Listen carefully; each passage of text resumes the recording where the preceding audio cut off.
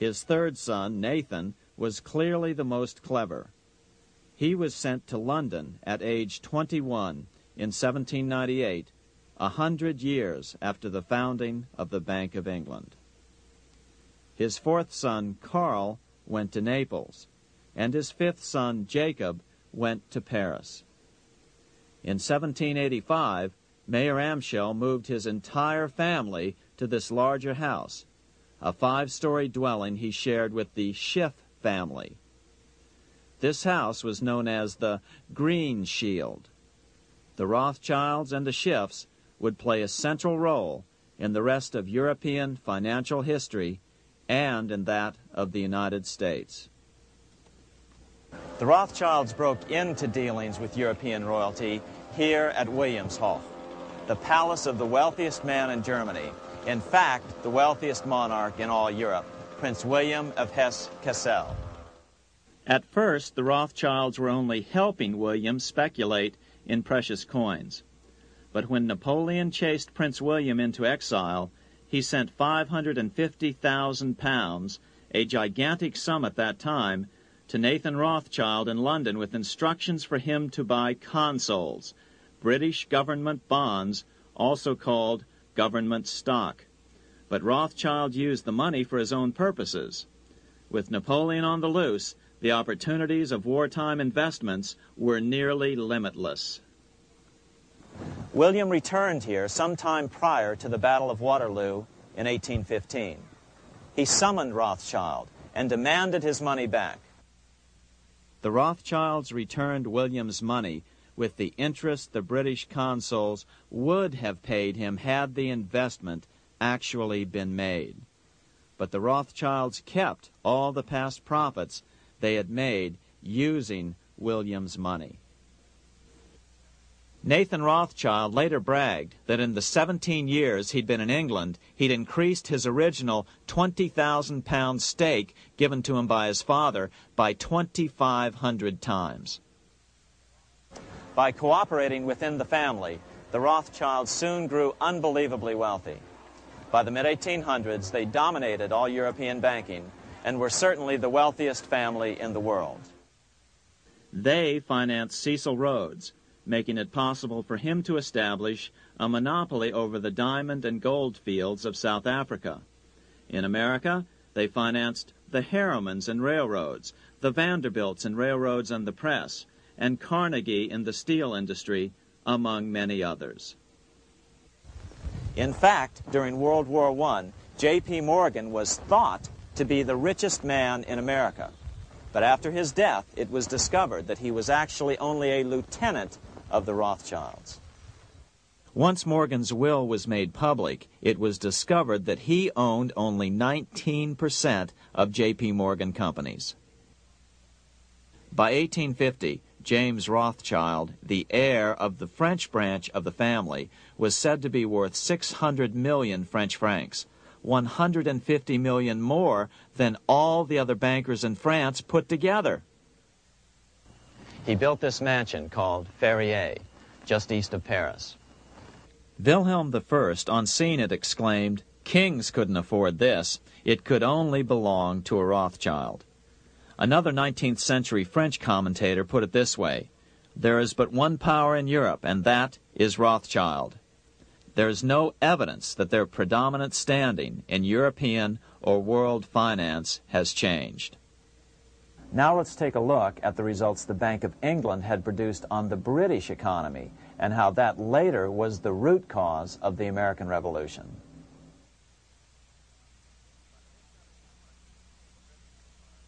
By the mid-1700s, the British Empire was nearing its height of power around the world.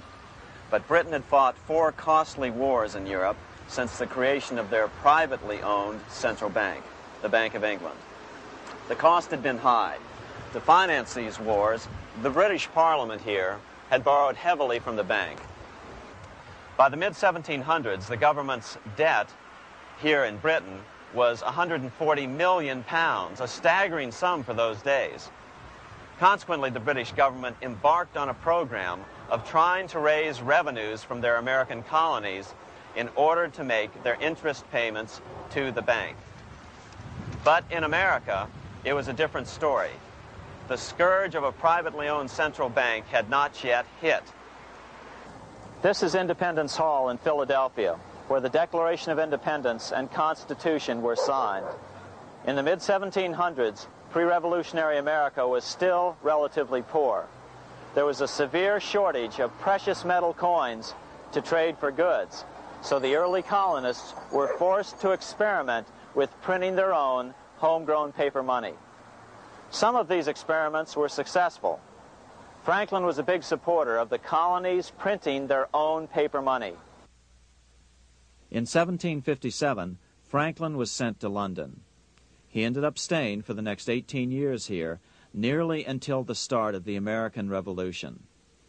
During this period, the American colonies began to issue their own money.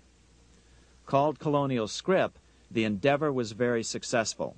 It provided a reliable medium of exchange, and it also helped to provide a feeling of unity between the colonies. Remember, colonial scrip was just paper money, debt-free money, printed in the public interest, and not backed by gold or silver coin. In other words, it was a totally fiat currency. One day, officials of the Bank of England asked Franklin how he would account for the newfound prosperity of the colonies. Without hesitation, he replied, "That is simple. In the colonies we issue our own money. It is called colonial scrip. We issue it in proper proportion to the demands of trade and industry to make the products pass easily from the producers to the consumers. In this manner, creating for ourselves our own paper money, we control its purchasing power, and we have no interest to pay to no one." This was just common sense to Franklin, but you can imagine the impact it had on the Bank of England. America had learned the secret of money, and that genie had to be returned to its bottle as soon as possible.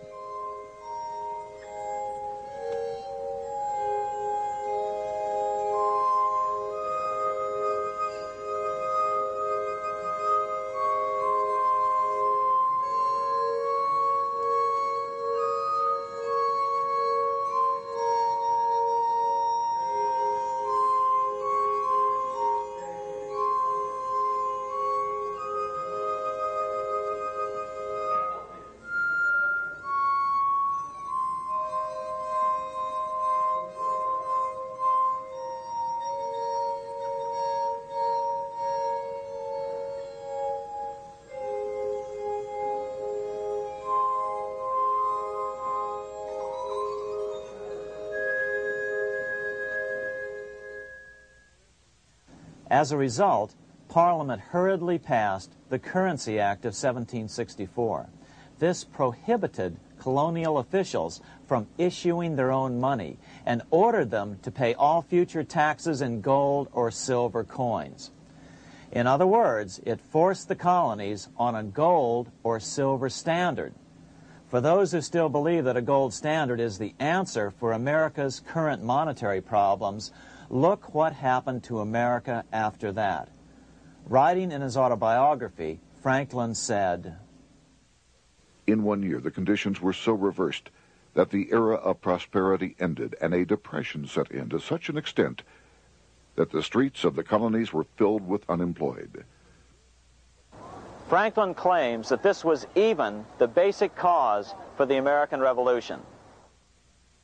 As Franklin put it in his autobiography, "The colonies would gladly have borne a little tax on tea and other matters had it not been that England took away from the colonies their money, which created unemployment and dissatisfaction. The inability of the colonists to get the power to issue their own money permanently out of the hands of George III and the international bankers was the prime reason for the Revolutionary War."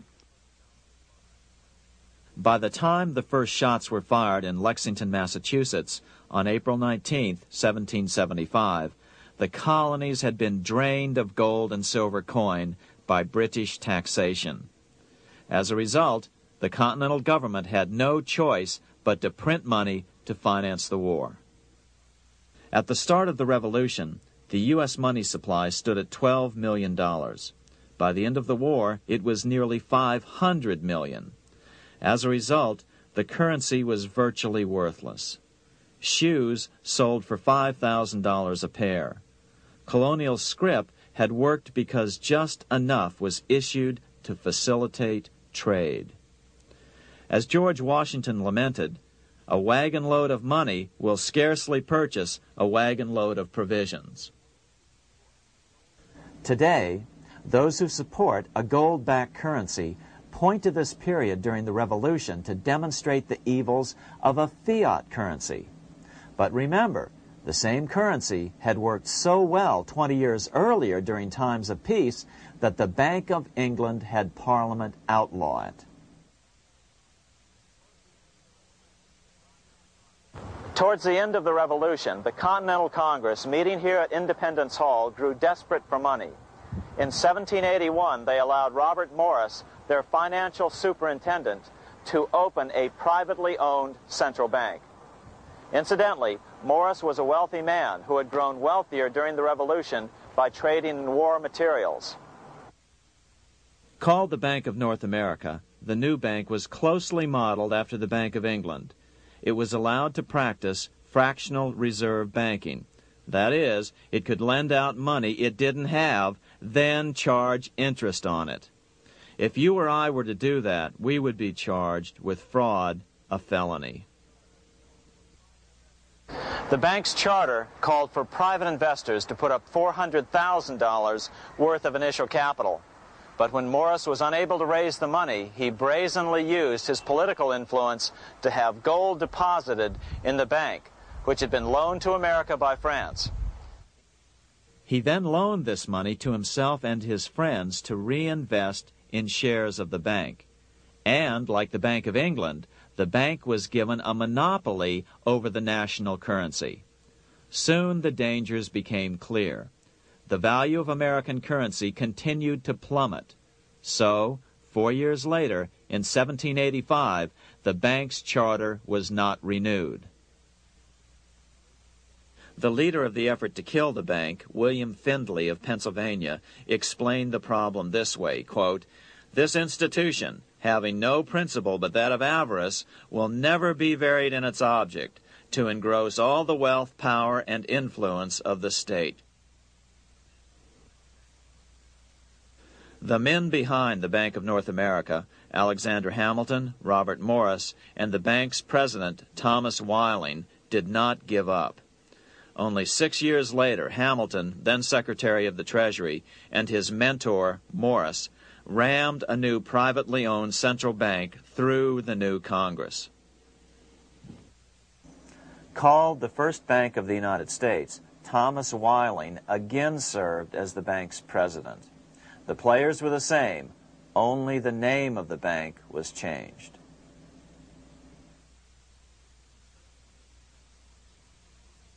In 1787, colonial leaders assembled in Philadelphia to replace the ailing Articles of Confederation.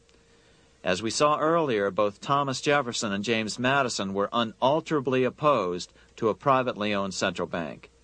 They had seen the problems caused by the Bank of England. They wanted nothing of it. As Jefferson later put it, "If the American people ever allow private banks to control the issue of their currency, first by inflation, then by deflation, the banks and the corporations which grow up around them will deprive the people of all property until their children wake up homeless on the continent their fathers conquered." During the debate over the future monetary system, another one of the founding fathers, Gouverneur Morris, castigated the motivations of the owners of the Bank of North America. Gouverneur Morris headed the committee that wrote the final draft of the Constitution.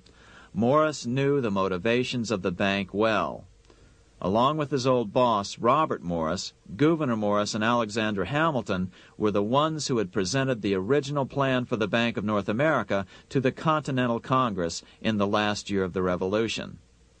In a letter he wrote to James Madison on July 2, 1787, Gouverneur Morris revealed